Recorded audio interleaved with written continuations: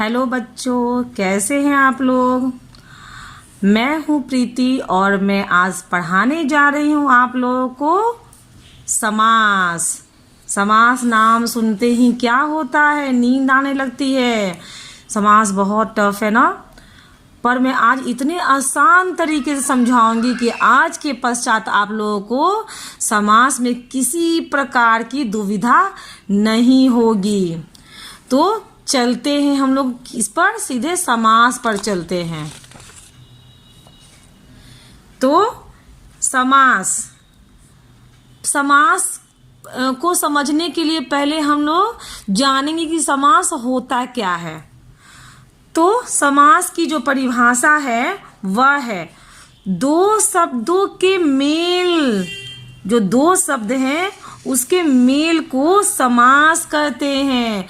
अर्थात दो शब्दों के मेल से जो विकार उत्पन्न होता है वह है समास। समास के 6 भेद होते हैं, ये 6 प्रकार के होते हैं।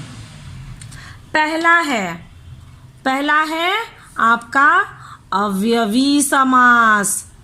दूसरा है तत्पुरुष समास। तीसरा है कर्मधार्य।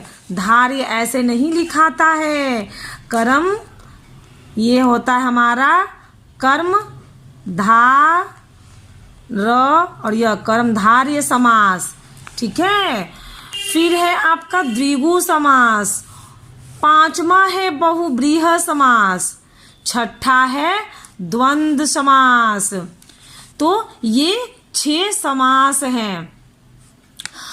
अब आपको बहुत लग रहा होगा कि मैं कैसे, समास तो हम लोग जानते हैं 6 प्रकार के होते हैं, किंतु जब हम लोग को परीक्षा में जब प्रश्न आता है तो क्या होता है, परेशानी होती है कि यह जो है यह कौन सा समास है, अवयवी समास है, द्विगु समास है। इसको मैं बहुत ही आसान ट्रिक के साथ समझाऊंगी, जिससे दोबारा आपको अवयवी समास, तत्पुरुष समास, कर्मधार यह सब में आपको किसी भी प्रकार की दुविधा नहीं होगी। तो पहला नंबर किसका है, अवयवी भाव समास का। तो हम लोग चलते हैं अवयवी भाव समास पर। अवयवी भाव समास है, इसमें पहला पद जो होता है वह प्रधान होता है। नहीं समझ में आया? कोई नहीं, ट्रिक से समझते हैं। तो इसका एक ट्रिक्स है, पहला पद जो होता है वह छोटा होता है और दूसरा पद जो होता है वह बड़ा होता है। नहीं समझ में आया? तो एग्जाम्पल देखते हैं कैसे। तो यहाँ पर देखिए एग्जाम्पल है, यहाँ पर लिखा हुआ आजन्म। आजन्म अर्थात देखिए इसमें क्या है, आ छोटा हो गया, जन्म अर्थात जो जन्म से ही जो आजन्म, ठीक है। तो आ इसमें क्या है, ये जन्म जो है ये देखिए इसमें 1 2 3 यह बड़ा दिख रहा है आपको, और ये आ जो है यह छोटा है। तो जब भी आप कोई शब्द देखिए तो उसमें जब पहला पद आपको छोटा दिखे और दूसरा जब बड़ा रहे तब वह हमारा अवयवी भाव समास होता है। एक और एग्जाम्पल है निर्जन। देखिए निर्जन में क्या है, देखिए यहाँ भी जो नी है वह छोटा है और जन अर्थात ये आपका 2 है, यानी ये बड़ा हो गया। तो इस प्रकार के जो शब्द आप देखिएगा समझ जाइएगा, ये अवयवी भाव समास है। इसका एक आप नोट्स में लिख सकते हैं। एक ही शब्द, कहीं कहीं आप ऐसे भी देखते होंगे कि एक ही शब्द कई बार आए तब भी अवयवी भाव समास होता है। जैसे हाथों हाथ, अगर आपको परीक्षा में अगर इस प्रकार का शब्द आए हाथों हाथ, अर्थात हाथ और हाथ 2 बार देखिए यहाँ हाथ और हाथ आया है। तो अगर इस प्रकार का जब शब्द आ जाए तो यह भी हमारा अवयवी भाव समास होता है। इसको आप नोट्स के रूप में लिख सकते हैं। दूसरा नंबर है तत्पुरुष समास। तत्पुरुष समास जो हो गया, इसमें क्या देखिएगा कि दूसरा पद जो होता है वह प्रधान होता है। इसमें क्या था, अवयवी में पहला पद प्रधान था, किंतु तत्पुरुष में दूसरा पद जो होता है वह प्रधान होता है। इसका भी एक ट्रिक्स है। इसमें क्या होगा, दूसरा जो होता है वह छोटा होता है, जो दूसरा पद जो प्रधान होता है वह छोटा होगा और इसमें पहला पद बड़ा होगा। जस्ट ये जो अवयवी समास था यह उसके उल्टा होता है। उसमें पहला पद छोटा होता है, इसमें दूसरा पद छोटा होता है। एग्जाम्पल पर देखते हैं, ठीक है। जैसे है पॉकेट मार। पॉकेट में क्या है, देखिए यहाँ बड़ा है और मार छोटा है। तो अगर इस प्रकार का शब्द आए तो आप समझ लीजिएगा कि यह क्या है, यह तत्पुरुष समास है।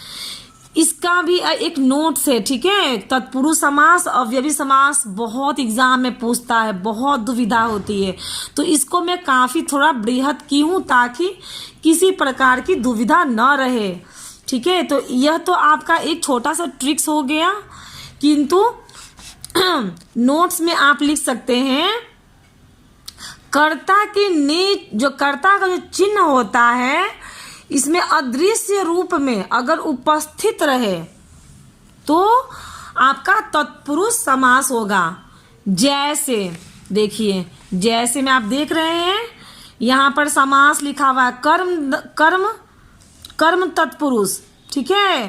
कर्म तत्पुरुष, कर्म में क्या छिपा रहता है, कर्म में कर्म का पहचान है को, ठीक है। तो जब भी को शब्द हटा हुआ रहे, छुपा रहे, होते हुए भी वहां पर नहीं दिखाई दे, लुप्त रहे। जैसे उदाहरण पे चलते हैं, यश प्राप्त। यहाँ पर देखिए यश प्राप्त है, किंतु यश अगर इसको हम लोग बृहत रूप में करें तो क्या होगा, यश को प्राप्त। जी हाँ, यह जो को हमारा हो गया ये कर्म तत्पुरुष हो गया, ठीक है। तो यह कर्म कारक का जो चिन्ह है को, यह यहाँ पर छिपा हुआ है, होते हुए भी यह छिप गया है। तो यश प्राप्त अर्थात यह होता है, इसको अगर आप संधि विच्छेद करिएगा तो होगा यश को प्राप्त। तो को यहाँ पर इसमें विलुप्त हो गया है। फिर दूसरा है करण तत्पुरुष। करण तत्पुरुष का पहचान क्या है,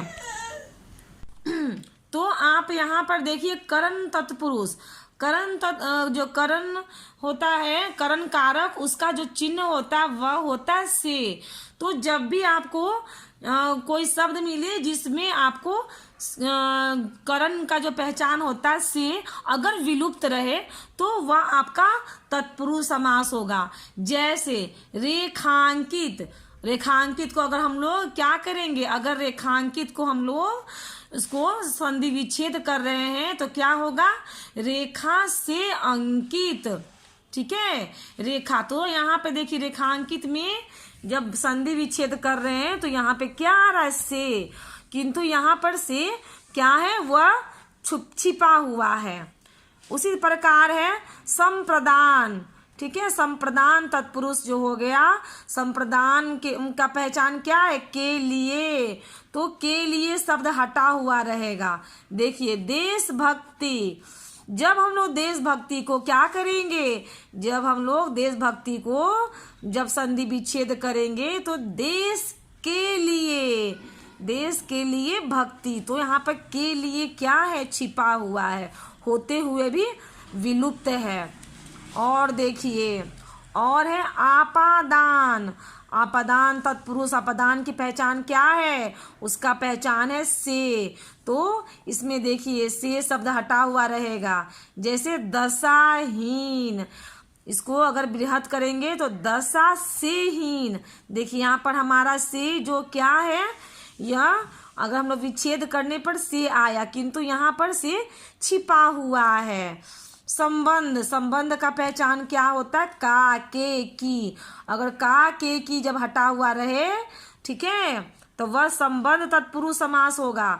जैसे गंगा जल, तो गंगा का जल अगर संधि विच्छेद करेंगे तो जो हमारा छिपा हुआ का है वह देखिए यहाँ पर आ गया है, तो गंगा का जल, ठीक है। उसी प्रकार है अधिकरण तत्पुरुष समास।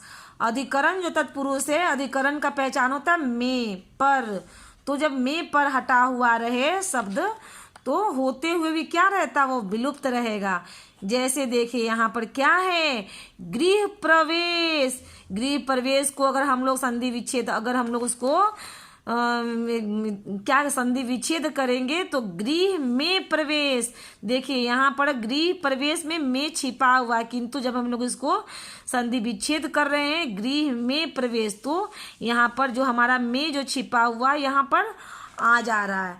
तो जब भी आपको जब कर्ता के जो चिन्ह हो जा जो हैं 8 होते हैं, अगर वह चिन्ह ठीक है जिस शब्द में विलुप्त रूप में उपस्थित रहे तो वह हमारा तत्पुरुष समास होगा, जिसके मैं बहुत सारे एग्जाम्पल आपको दी हूँ।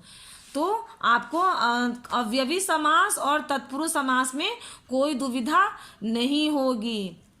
तो अब हम लोग चलते हैं इसके तीसरा जो कर्मधारय समास है। दो बहुत कठिन होता है पहचानने में, किंतु इसके अलावा जो है वह उतना कठिन नहीं होता, वह थोड़ा आसान होता है।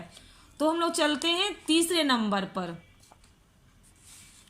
तीसरा नंबर जो हमारा है वह है कर्मधारय समास। इसकी पहचान क्या है, इसमें दूसरा जो पद होता है वह प्रधान होता है। इसका ट्रिक्स क्या है, इसका ट्रिक्स है पहला पद। जो पहला पद होता है दूसरे पद की विशेषता बताता है। दूसरे पद की क्या करता है, यह विशेषता बतलाता है, या दूसरे पद की तुलना होती है। तीसरा क्या है, तीसरा में है यह मध्य में, जब भी कोई शब्द रहेगा उसके मध्य में है जो के समान इस प्रकार से वह आता है, तो वह हो जाएगा हमारा कर्मधारय समास। जैसे एग्जाम्पल देखते हैं, एग्जाम्पल जैसे क्या है, नील गगन।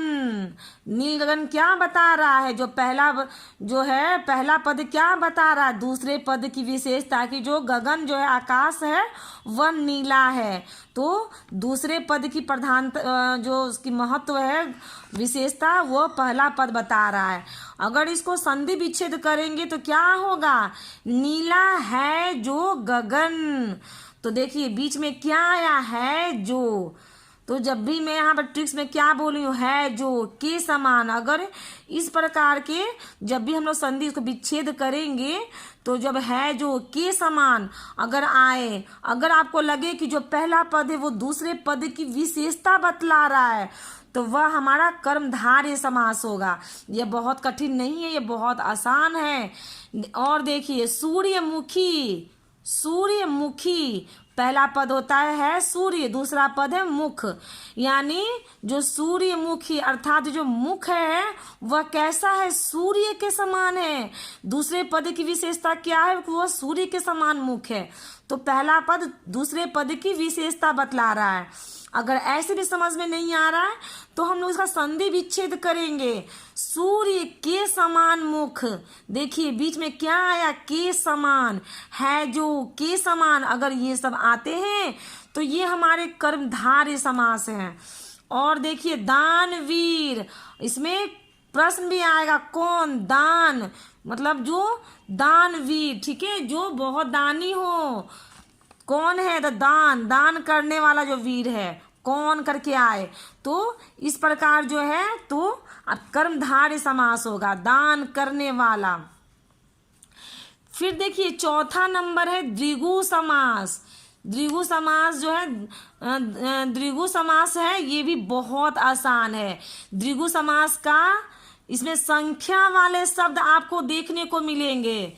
द्विगु समास जो है इसमें आपको संख्या वाले जो शब्द हैं वह देखने को मिलेंगे। जैसे नौ रात, तो रात क्या है, नौ, नौ अर्थात 9, संख्या आपको 1 2 3 कुछ भी आपको संख्या दिखेगा, जिस शब्द के पहले संख्या लगा रहे समझ जाइएगा वह द्विगु समास है, ठीक है। तो जैसे 9 रात को अगर हम लोग उसका संधि विच्छेद करेंगे तो क्या बनेगा, 9 रातों का समूह 9। यहाँ पर क्या आया, 9, तो यहाँ पे हमारा संख्या आ गया, अर्थात यह हमारा द्विगु समास है। एक और देखते हैं, त्रिलोक। त्रिलोक में क्या है, त्रिलोक को अगर संधि विच्छेद करेंगे तो होगा 3 लोकों का समूह। 3, देखिए यहाँ पे क्या आया, संख्या आ गया। तो जब भी संख्या आ जाए तो यह हमारा द्विगु समास है। 5वां हमारा जो है वह है बहुव्रीहि समास। बहुव्रीहि समास का क्या है, कोई पद इसमें प्रधान नहीं होता है, यह बहुत ही आसान होता है। इसका ट्रिक क्या है, 1 + 1 = 3। सोच रहे हैं कि मैथ, हिंदी में मैथ कहाँ से आ गया, यही इसकी खूबी है। पहला पद दूसरा पद मिलकर क्या होता है, किसी नए तीसरे शब्द का निर्माण कर देता है। जैसे पे चलते हैं, जैसे दशानंद। देखिए यहाँ पे पहला पद दशा और नंद, ठीक है। तो यहाँ पे दूसरा पद ये आपका ये नंद आ गया, ठीक है, दशानंद। तो पहला पद दूसरा पद, इसको अगर संधि विच्छेद करेंगे तो क्या होगा, 10 है आनन जिसके। आनन अर्थात क्या होता है, मस्तिष्क, सर, यानी जिसके 10 सर हैं। तो 10 सर किसके हैं, यहाँ पे एक तीसरा प्रश्न आ रहा है और उत्तर क्या आ रहा है, रावण। तो पहला और दूसरा पद मिलकर क्या हो गया, अर्थ निकल रहा है कि दशानन जो था वह था रावण। जब तीसरा जब अर्थ आ जाए तो वह हमारा है बहुव्रीहि समास। और देखिए गंगाधर, गंगा पहला पद, धर दूसरा पद, ठीक है। तो इसको संधि विच्छेद करते हैं तो क्या बनेगा, गंगा को धारण करने वाला, ठीक है। तो गंगा को धारण करने वाला कौन है, शिव। कोई धारण नहीं कर सकता, शिव जो है वो गंगाधर उनका नाम है। तो जब तीसरा जब अर्थ आ जाए तो वह हमारा बहुव्रीहि समास है। छठा हमारा द्वंद्व समास। द्वंद्व समास ही बहुत आसान है, ठीक है। इसमें दोनों पद जो होते हैं वह प्रधान होते हैं। इसका ट्रिक जो है वह और इसमें जो 2 पद आते हैं, दोनों पद जो होंगे वह बराबर रहेंगे, ठीक है। और करके आएगा और दोनों जो पद होते हैं वह बराबर रहेंगे, कोई छोटा और कोई बड़ा नहीं होगा। तो यह हमारा द्वंद्व समास है। एग्जाम्पल पर देखते हैं, जैसे माता पिता। देखिए इसमें कौन पद बड़ा है, कौन छोटा है, दोनों पद बराबर हैं। तो आपको इस प्रकार के जब शब्द दिखेंगे माता और पिता, तो ये आपका द्वंद्व समास होता है। रात दिन, रात और दिन, देखिए इसमें और आ रहा है। तो इस प्रकार के जो शब्द आए वह आपके द्वंद्व समास हैं। रोटी, रस्सी, डोरी, ठीक है, इस प्रकार के शब्द। लोटा, जो आपको ज़्यादातर ये आपको भोजपुरी के शब्द इस प्रकार के मिलेंगे, ठीक है, लोटा डोरी, ठीक है।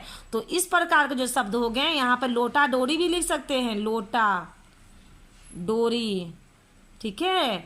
तो इस प्रकार के जो शब्द हो गए वो आपके द्वंद्व समास की पहचान है। तो मेरे ख्याल से आपको अब समास में किसी प्रकार की दुविधा नहीं होनी चाहिए। अगर आपको मेरा वीडियो अच्छा लगा हो तो प्लीज़ इसे लाइक और सब्सक्राइब कीजिए, ठीक है। अगर चाहते हैं कि मेरे आने वाले जो वीडियो आप तक सबसे पहले पहुँचे तो बेल आइकन की घंटी को दबाना ना भूलें, ठीक है। तो इसी के साथ मैं आपसे विदा लेती हूँ। धन्यवाद।